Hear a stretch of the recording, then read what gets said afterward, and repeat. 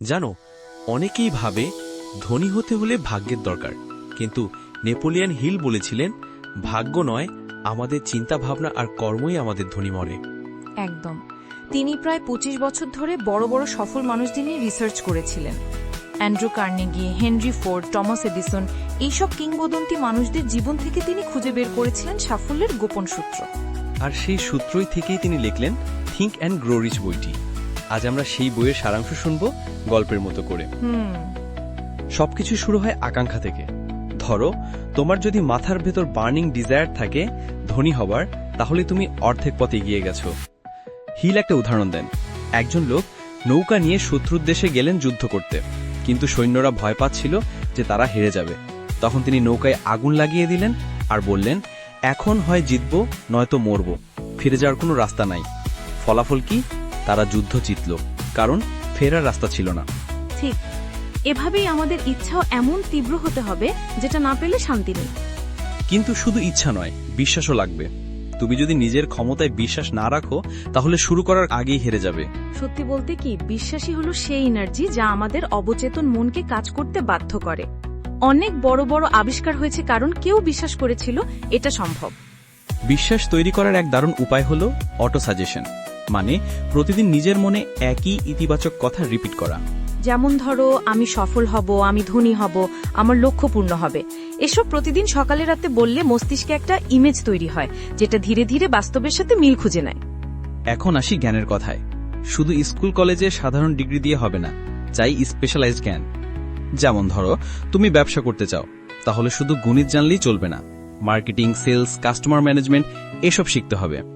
আজকের দুনিয়ায় ইউটিউব বা অনলাইন কোর্স থেকে অনেক কিছু শেখা যায়। হিল বলেছিলেন, মানুষ যা কল্পনা করতে পারে সেটাই সে তৈরি করতে পারে।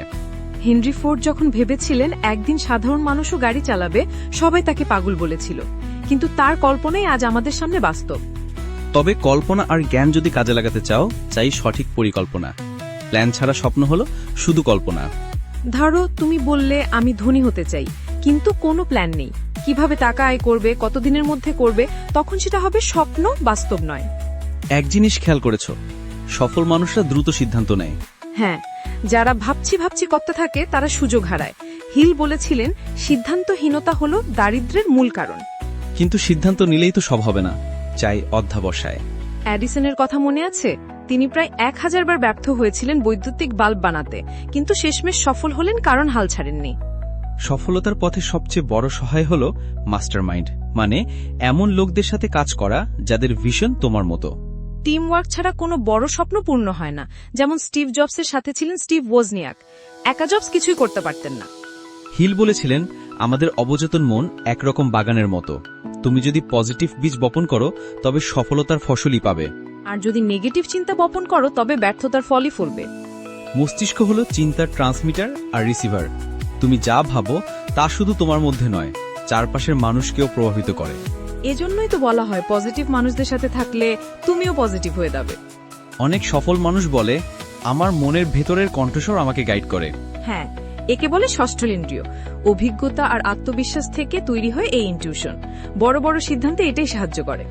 কিন্তু সব শেষে আছে ভয়। হিল বলেছিলেন, ভয় আমাদের সবচেয়ে বড় শত্রু। দারিদ্র্যের ভয়, ব্যর্থতার ভয়, সমালোচনার ভয়, এসব আমাদের কাজ করতে বাধা দেয়, কিন্তু কাজ শুরু করলে ভয় আস্তে আস্তে মিলিয়ে যায়। তো বন্ধু, দেখলে তো, ধনী হবার আসল রহস্য টাকা নয়, বরং চিন্তা, বিশ্বাস আর অধ্যবসায়। একদম।